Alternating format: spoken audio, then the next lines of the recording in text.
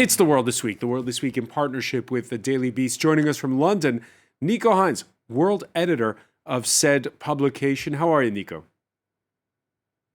I'm very well, thank you. Good evening. Good evening to Vivian Walt, Paris correspondent for Time magazine. How are things? Very good. Very good. Okay. Let's see how Richard Verly, Paris correspondent for Swiss daily newspaper Le Temps, is doing. Well, good evening. I'm fine. I mean, as fine as France is. As fine as France is. I see you smiling. You're not sure of that. It's winter here. We have an election coming up. We'll talk about that in a minute. Emmanuel Macron is far from her native France. Well, not that far, in Berlin. She is France 24's correspondent there. How are you? All good here in Berlin, thanks. All good in Berlin, you see? You can watch The World This Week, by the way, or subscribe to the audio podcast on Spotify, Apple Podcasts, and other fine streaming services. Yes, all done in Germany. France is next. Sticking to tradition, the first foreign visit by a new German chancellor is to Paris. And after the campaigning, the vote, the coalition building, and the handover ceremonies, Olaf Scholz this Friday at the French presidential palace. His hosts about to get a lot busier. Emmanuel Macron to hit the campaign trail for re-election next spring, while taking on the rotating presidency of the European Union. A Thursday speech outlining Macron's EU priorities did at times sort of blur the lines and sound like a stump speech. The first theme of this presidency is a more sovereign Europe. A sovereign Europe, for me, has the foremost aspect of being capable to keep its borders under control.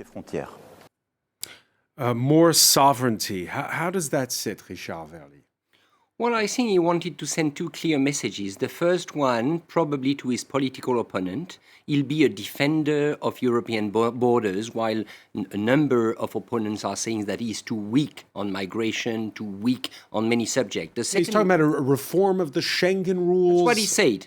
With the Schengen rules, which are on whether or not you let in asylum seekers. Exactly. What he proposed is at least to have a political pilot of Schengen, meaning a kind of intergovernmental structure like they have for the Eurozone, in order to take quicker decisions. I think that is the first message. The second message he gave was, I'm the man of the future. I'm the one who can bring the European Union forward, especially now with this new partnership with Germany. So that's the two clear message we got yesterday from that press conference. So, Emmanuel Macron, again, if you're sitting in the European Union but outside of France and you hear the incoming rotating president of the bloc basically talking a lot to his domestic audience in what's supposed to be a European speech, how does that sit? Well, I found quite interesting this new constellation of leadership with France taking over the EU presidency and Olaf Scholz becoming German chancellor with this first visit to Paris. So we see the French-German partnership as always being brought forward, maybe even before other partnerships within the European Union. So I think this is quite usual, but also quite significant. But when you really hear the speech that Emmanuel Macron gave, focused on the EU borders, migration, also the future of Europe, and what Olaf Scholz had to say, it's quite interesting to see not only what they agree upon, which is a stronger Europe, which is more cooperation, but also it's interesting to see what they don't agree upon. And when we hear Olaf Scholz, the new German chancellor, we'll have to get used to it after 16 years of Angela Merkel at this job. When you hear Olaf Scholz talking about green energies in the form of gas, for example, while France, for example, would focus on nuclear power. This is just an example, just a hint on the fact that even if the France-German partnership is strong and wants to be seen as strong, there are still a lot of differences between the two countries. And in my opinion, this is something that we will see unfolding during the French presidency of the European Union. So, Vivian Walt, to hear Emmanuel tell it, they didn't disagree. It's just that while Scholz is talking energy transition, Macron's talking about keeping migrants out. Yes, absolutely. And, it's not just energy transition in terms of climate. It's energy transition in terms of Russia. And, that's another big issue which might divide them. It's divided Germany and and France in the past. Germany is still dependent on Russian energy, and it has to pivot in order to really become independent. France is in a totally different situation. And, the fact that Macron presents himself as the leader of Europe, he can afford to, in a sense. We'll see how long it lasts. He might not be president for very much longer. But if he is, he's basically saying what he did say 5 years ago. Let's give him that. His message has not changed all that much. He was talking about a sovereign Europe, a big Europe, financial sovereignty, all of the same issues are back here 5 years later. What he really has to explain to people, I think, is how come he didn't deliver on those things in the past 5 years? Yeah, he's got a re-election campaign coming up that's perhaps not quite going to script. One poll released after the conservative Les Républicains primaries chose Valérie Pécresse as their candidate, beating Macron in the second round. She was anointed just last weekend.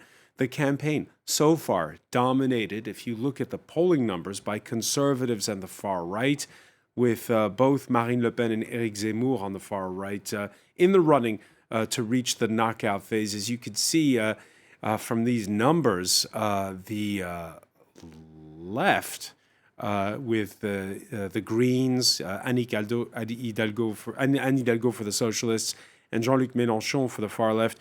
Well, all of them put together don't even amount to 1/4 of the vote. It's a strange constellation, and so we're braced, Nico Hines, now for all identity politics all of the time in the conversation that's in Europe and surrounding it over the next few months? Well, look, I think Macron's priority is to be re-elected, obviously, and I think Brussels understands that. I think everybody in Europe understands that, because not least he's running for another 5 years as being the most important figure in the EU. It might take Scholz a little while to get up to speed. I'm sure he'll be challenging him towards the end of that 5-year period if he does get re-elected. But, it's a really important position. Now that Britain's out of the EU, and the French and the Germans, obviously Merkel has been such a key figure. If they had suddenly had a fresh face in both Paris and Berlin, the EU would be looking kind of like a novice show. So I bet a lot of people are hoping that Macron pulls it off, and therefore will forgive him for making these nakedly political speeches. I think what's interesting in France is that the threat now of Pécresse, it really does mean that Macron is going to have to be careful about fighting for the middle ground as well. So yes, he'll still be trying to fight off of these challengers from the far right, but if he also sees that there's somebody who's potentially going to battle him on the centre ground, he might have to try and cover that as well. So potentially it could be good news for the discourse. Yeah, and we saw last Sunday Éric Zemmour's first big rally in the Paris suburbs. He's a TV pundit turned presidential candidate. His first big speech featured a call to Muslims to choose between Islam and France. And as you can see in these images, a bit of fisticuffs with the beating up of anti-racism counter-demonstrators. But again, Richard Verly, this is going to be your meat and potatoes between now and April, covering the presidential election campaign. Is it all going to be this kind of stuff? Well, I think as far as Zemmour is concerned, violence will remain for the whole campaign because he's triggering violence in a way by what he says about migrants, what he says about law and order. So I'm not surprised that this happened from the very first meeting. Now, coming back to Macron, I think Europe is clearly for him the political boulevard, because he has, let's say, about 25% of the French people supporting him. And that group is clearly pro-European. And if you look at the conservative, Valérie Pécresse, you mentioned her name, the candidate for Les Républicains, she has, one way or another, to accommodate the Eurosceptic side of her electorate. She has to look towards Zemmour in order to avoid too many voters fleeing her camp. So Macron will clearly remain on that European track because he knows that's where he can get votes from the center, but also from the moderate left. Moderate left, if they show up to vote, Vivian Wald. Well, Well, yes, exactly. And there is certainly a chunk that is always extremely apathetic. But I think on top of that, you have the potential within the Zemmour campaign to tap into certain, strong feelings that have not really dissipated. The gilets jaunes, the yellow vests, the sense of the disenfranchised. Being fed up with the system and that the elites are out of touch. Absolutely, which they are.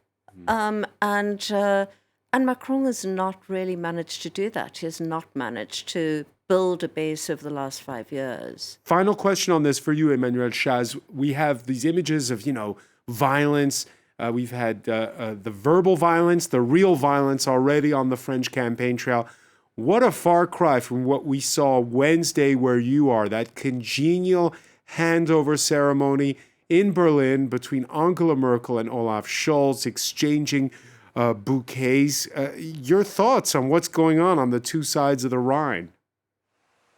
Well, of course, as a French person, I was really shocked when I saw what was happening in my own country, and it's in a very stark contrast with what's happening here in Germany. It took maybe 2 months for the parties, the Social Democrats of Olaf Scholz, the Free Liberals, and the Greens to find an agreement on a coalition program for the new government. It took them 2 months, but after the election, we've never seen scenes like that. There were protests in Germany as well. They're mostly COVID related, from people who are skeptical about the vaccine, skeptical about the measures. But this amount of violence wasn't really seen here in Germany. What we've seen this week was also rather a historic moment, with Angela Merkel ending 16 years in power and handing in the power to someone she knows very well, someone who has been her finance minister since 2018, and also her vice chancellor,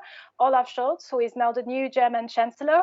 Earlier on, we were mentioning the fact that he might have to get up to speed on the European stage. I wouldn't be so sure about that, because, he's going to work with Ursula von der Leyen, the president of the EU Commission, who's also German, who's also who's a member of the Conservative Party, but who knows Olaf Scholz very well for having interacted with him quite a lot since he had become finance minister. He's well liked in Brussels. He's well known there. So I think he's going to get up to speed in no time. And, we've already underestimated him as a candidate. He still managed to win over the chancellery. So let's not underestimate him as he's just starting. All right. We'll bear those words in mind, Emmanuel. Over in the UK, well, Christmas has come early for the British press. First, there was news of a Downing Street office party last year, just 2 days after the Prime Minister had ordered a severe winter COVID lockdown on the nation. Then a leaked video of the then press secretary joking about it all in a briefing rehearsal. Are you very excited about Christmas? Yeah! Would the Prime Minister condone having a Christmas? What's the answer? I don't know. It wasn't a party, it was cheese and wine. Just be clear, it's not. Is cheese and wine all right? No. It was a business meeting. I'm joking. This is recorded. His fictional party was a business meeting. And it was not socially distanced. Nico Hines, is Boris Johnson, again, we know he's got this majority of 79.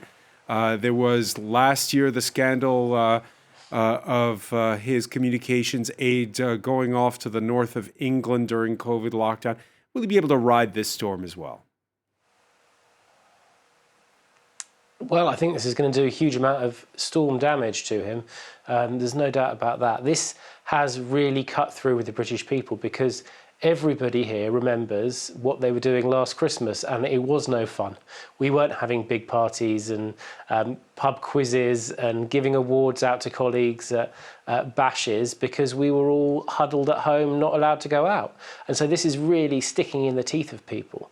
And there's no good way for Boris Johnson to get himself out of this one. I think it was really well summed up. The reason that video is so damaging is because, Allegra Stratton, the spokeswoman, says, what is the answer? And the trouble is, there is no answer. There's no good way for Boris Johnson to get himself out of this. And if you look at the polls, the latest polls out today, suddenly Labour are 8 points ahead of the Conservatives. And that's something that's happened Yeah, but so it doesn't quickly matter because the 2 weeks elections are a ago- long time away. Yeah, that's true. But the trouble with Boris Johnson is that nobody really within the Conservative Party likes him very much. What they think is that he's this kind of weird, effervescent character that they don't quite understand, but is really good at winning elections because he's so popular with the country. As soon as his poll numbers start to go down, and we've seen this already, his grip on the party evaporates because there's no real loyalty to him there. And so we've already seen he's got this new vote that's going to take place on Tuesday for the new, they're calling it the Plan B COVID restrictions. So we're bringing in some additional measures here. 50 Conservative lawmakers have already gone on record saying they're refusing to back him. And that sort of disloyalty is just going to get worse and worse and worse over the coming years. All right, a Daily Telegraph cartoonist, Andy Davey, able to work in an allusion to the rapidly spreading Omicron variant, which is just beginning to arrive in Britain. Now, here you see Boris Johnson saying, "Alas, I must tell you that the number of reported parties is doubling every day." Vivian Walt, your thoughts on this? Because again, this is we're making light of the fact that we're in a pandemic, and we're still in a pandemic. Yeah, absolutely. I mean, it is easy to laugh about it, and there is something very comical about it, just because the British tabloids have such a great time with this story. It's perfect. It's absolutely because you were talking about elites being out of touch. Well, exactly. So you're talking about an enormous kind of class divide, but not just a class divide, but just elites, that the sense that there are rules for regular folks and rules for separate rules or no rules for those in power, and nothing has quite encapsulated that so sharply as this one seemingly trivial event, a Christmas party. But I mean, I think it's for Boris Johnson, I think what Nico said that was most important is that within his own coterie, he is in danger of just, mass defections, people turning away from him. He's a colorful character. He seems to be charismatic, but often he just seems to be kind of empty bluster. And there's always a kind of fine line with Boris Johnson. And we're kind of waiting for the other shoe to drop. It's still, for now, for us, an alleged party. We don't have any pictures. We don't have any videos of the said party. But that former communications advisor, Dominic Cummings, who got caught breaking the lockdown travel restrictions last year, well, he's now joined the feeding frenzy. He's no longer friends with Boris Johnson. And look at this tweet.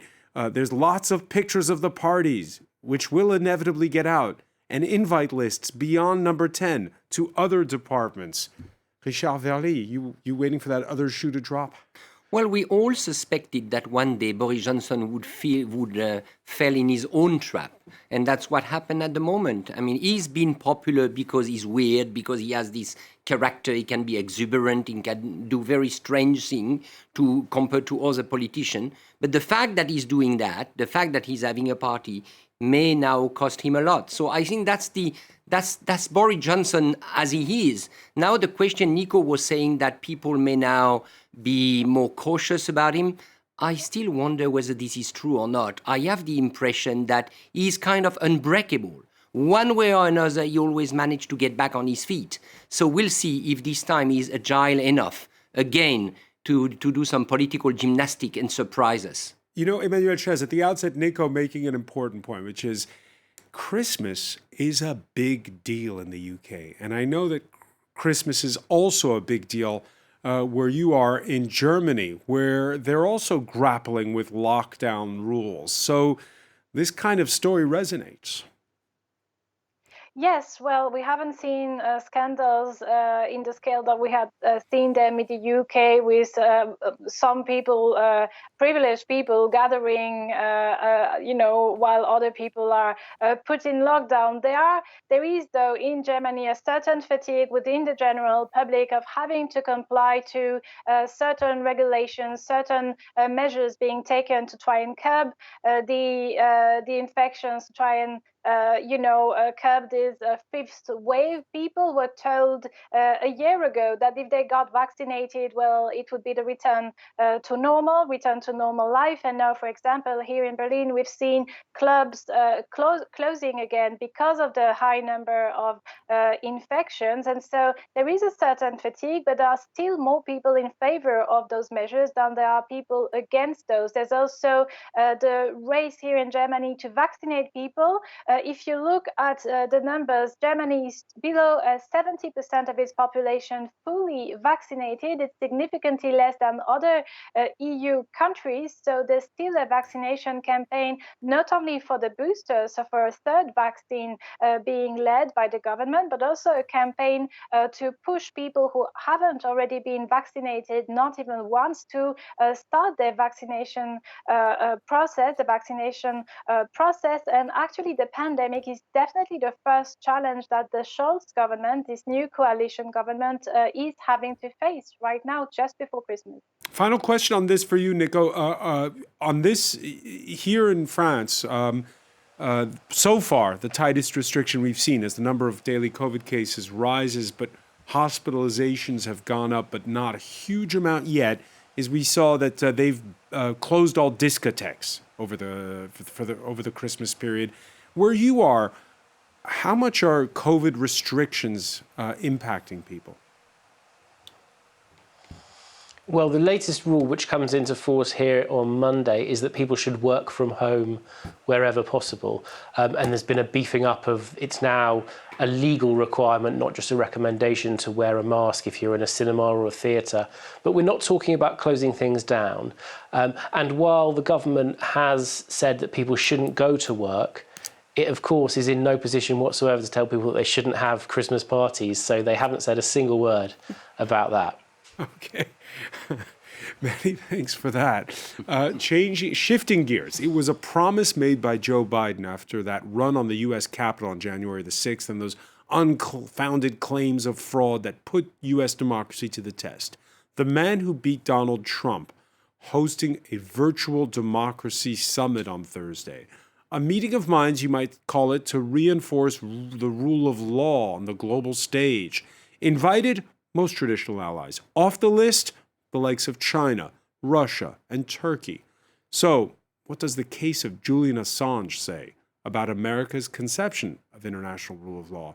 A British appeals court deciding that the Australian whistleblower can be extradited to the United States to face treason charges over the Wikileaks revelations. The UK imprisons journalists. They're imprisoning Julian on behalf of a foreign power which is taking an abusive, vindictive prosecution against a journalist, and this is what it's about. Vivian Walt, your reaction to those words? You know, so interesting that this happened on the same day as we have journalists being awarded the Nobel Peace Prize. So the big question here with Julian Assange is he a journalist? Not really. He never actually reported anything. He was simply a kind of funnel for people to post leaked documents. Some of them were extremely valuable. And so was the cache of documents that has gotten him into such trouble with the US government. They do put the US government in an extremely bad light in terms of what are effectively war crimes in the wars in Afghanistan and Iraq, the manual for Guantanamo. These are things which the US are so keen not to publicize that they really have made this a really core celeb for more than a decade. And add to it, what you hear the objection there from his partner is the quote-unquote extraterritoriality of it. That is to say, he's not a U.S. citizen, he's Australian, but going after him to bring him to the United States to stand trial, even though he's not a U.S. citizen. Although the U.S. has said that if he is convicted, they would be open to him serving his sentence in Australia. But I think that this obviously has become a kind of case that has been taken essentially to an extreme and brought a kind of spotlight on these issues that it might never have had otherwise. Richard Verdi? Well, let's be blunt. The Assange case is the ugly side of American democracy. And when you have Joe Biden organizing this online summit, you can be sure that today the Russian leader, the Chinese leader, the Turkish leader, they are looking at the Assange case, and probably they will make a very good use of it when he arrives in the US, if he arrives in the US.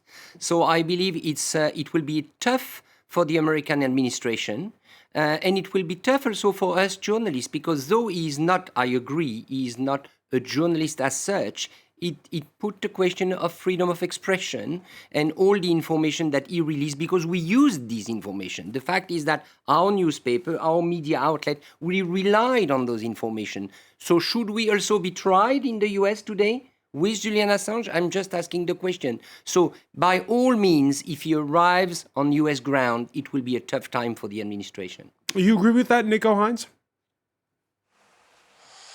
Yeah, I think it shows up a lot of hypocrisy within the American system. You know, the extradition treaty that exists between Britain and the US was rewritten in 2007, and since then, Britain has sent 132 people to America, and the US has only sent 11 people back. And I think that kind of sums up their view of it. It's all very well having these international democratic norms and the liberal world order and all these sorts of phrases that Biden and his colleagues will have been discussing at this virtual summit. But when it actually harms America, they don't want to know. And so I think that is a huge problem that means that America will never quite have the moral superiority over the world that it thinks it does. Emmanuel Chaz, on Viv's comment that Julian Assange is not a journalist? I'd say the issue is not so much that he's a journalist or not. This is an issue that touches upon freedom of expression, and that's something that should be also part of a state respecting the rule of law. So I would also say that it touches upon the ambiguity of the USA in that regard.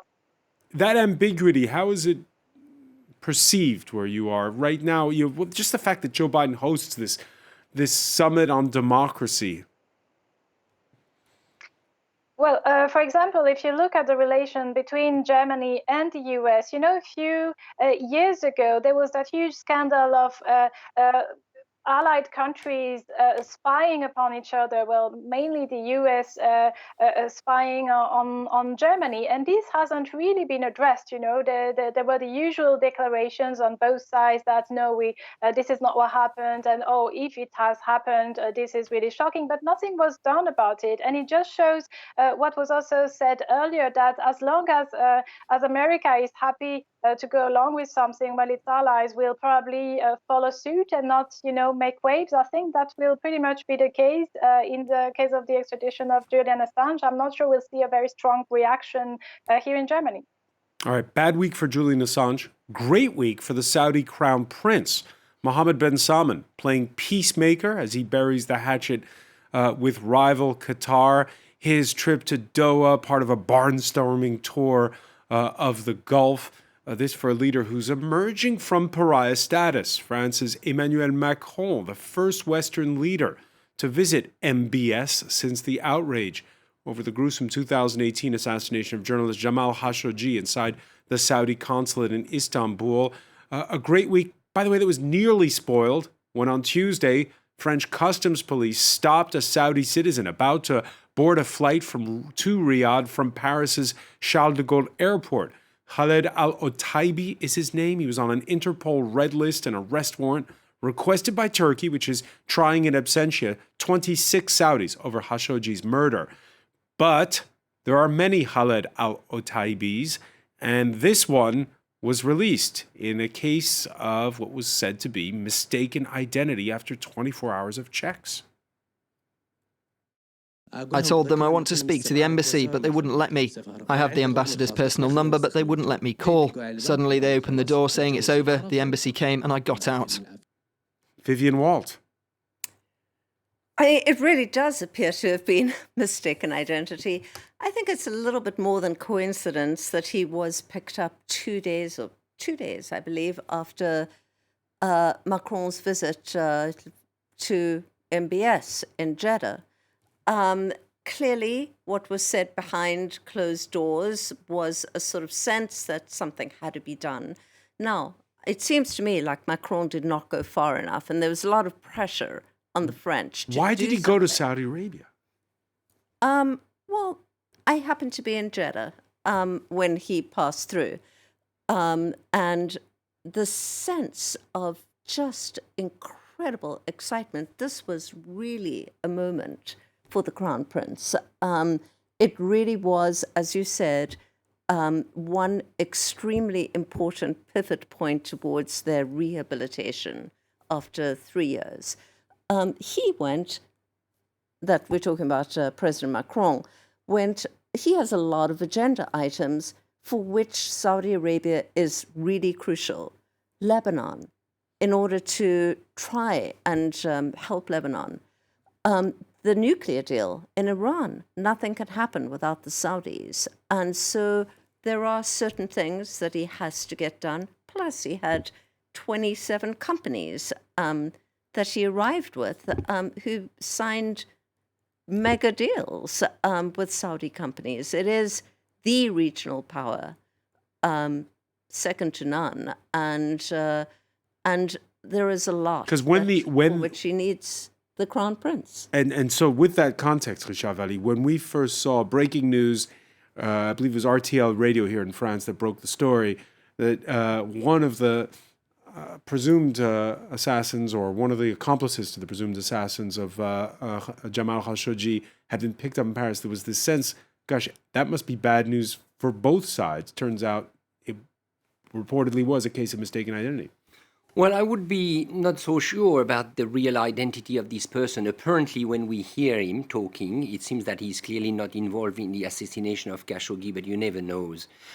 My assumption is that Macron wanted to be seen as the leader who dare. He dared to go to Saudi Arabia, he dared to shake hands with MBS, because he believed that it portrays himself as a leader who can manage to go see MBS and to say things to MBS. But there is a funny part of the visit of Macron. I don't know if you have heard of him, when Macron is talking to the press about his encounter with MBS. And he's saying the word MBS, Mohammed bin Salman, so quickly, he whispers it, so journalists can barely listen to him. So I believe Macron is actually, he wanted to bring companies to Saudi Arabia. He wants to get result, but he's probably not very proud of what he has done by going to Saudi Arabia, shaking hands with MBS and coming back with nothing in terms of human rights. In terms of human rights, Emmanuel Chaz, you agree? I'd say that it's a very ambiguous position and not a very glorious one, not only from France, but also from the EU, which holds supposedly values such as freedom of expression, human rights very high. But when you see that, in fact, indeed, the EU or France, by going in Saudi Arabia, is ready to sit on those principles for the sake of finances, financial matters, for the sake of the Iran nuclear deal, well, it's simply not very glorious, I'd say. Nico Heinz, is the Daily Beast in a position to reveal the true identity of the man who was picked up for 24 hours at Roissy? Sadly, not yet. But I tell you, this is a story that I really am fascinated with, because it is a huge inflection point, because it tells us a huge amount either way. There are campaign groups for Khashoggi who are saying it's great news that France arrested this guy, just because it shows that they are willing to arrest somebody, even if it subsequently turned out to be the wrong guy. However, if it turns out that it is the right guy, and that MBS or some of his acolytes have managed to twist Macron's arm and they've let this guy go free and to avoid a big diplomatic blow-up before the election and all that, then it shows, in fact, that Macron is just a poodle in the power of Jeddah. And, you know, as Vivian says, what's so embarrassing about all of this stuff is that, okay, his kind of fig leaf cover was, I had to go to try and sort out Lebanon. That's why I went to Saudi Arabia. Well, why do you need 27 companies to go with you to make huge amounts of money if you're supposedly on some sort of humanitarian mission? It stinks. Yeah, and again, the meeting took place in Jeddah, Vivian Walt, because that's where the Saudi Grand Prix was taking place. Exactly. So I spent the weekend in Jeddah. This was an incredible blowout event. It wasn't just a race car, prize, the Grand Prix. It was the first time the Saudis had hosted the Grand Prix. The Formula One is now part of the series is Saudi Arabia. But every single person of note in the kingdom was in Jeddah. And every single major royal, every investor, every CEO of every company, everybody was there, the entire government. And it really was the marker on which they said, we are no longer outside, the world of respected countries. We've made it. Going along with that, of course, was DJs, scantily clad women dancing on stage, Justin Bieber, throwing a blowout concert till 2:30 in the morning. It was great fun, actually. Fireworks displays. I mean, the entire town was partying all weekend long. And there was a very strong political overtone to it. And in the middle of all of this, President Macron arrives with his whole contingent of business people. In fairness to him, part of a Gulf tour, right? Because he'd also been to Qatar and Abu Dhabi. He'd been to Qatar and Abu Dhabi, and this was the final stop before going to Paris. And he did not stay the night in Jeddah. He dropped in for a few hours, and he didn't go to Formula One. But nonetheless, in my mind, he could have chosen a better date to go. It really did seem like he was blessing the entire event. A week ago, Nico, you were denouncing sports washing when it came to what was going on in Saudi Arabia and the fact that Lewis Hamilton was calling out human rights abuses in the kingdom. Now, 1 week on, the final Grand Prix is ahead of us. Not many people, I suspect, where you are talking about Jamal Khashoggi. Instead, they're talking about that fight to the finish for the Formula One crown. Yeah, what happened, of course, was that Saudi Arabia... people did complain that the track wasn't much good, and there were some issues with whether or not it was quite up to scratch. But, of course, luck having it for these wealthy guys, it turned out to be a fantastic race. And, yeah, all eyes now on the final. And Formula One's not huge in this country, but Lewis Hamilton is a totemic figure. A totemic figure. And so, again, sports washing wins, Richard Verly. Probably, but if I'm correct, the French media did not portray Jeddah as you mention it. I mean, they kind of toned down the atmosphere of festive Jeddah to concentrate on the political deal. So probably because they were all kind of not very at ease with this day, with the ambience, with whatever you said. So Macron wanted probably people to believe that he went there for political reason only. The reality, as you said, is most probably different. A final word, Emmanuel Chaz? I haven't followed the Formula One race, so I'm not going to comment on that. I think what should still be reminded in that matter is that a journalist has been killed in cold blood, that there's people arrested in Turkey for it, but Saudi Arabia still hasn't answered for. And no matter the amount of sports events or political, diplomatical visits that will take place, there's still an answer to be found, and we're still waiting for it. The international community is waiting for it. Emmanuel Chaz in Berlin, so many thanks for joining us in The World This Week. I want to thank Nico Hines in London, Richard Verly, Vivian Walt. Thank you for being with us here in The World This Week.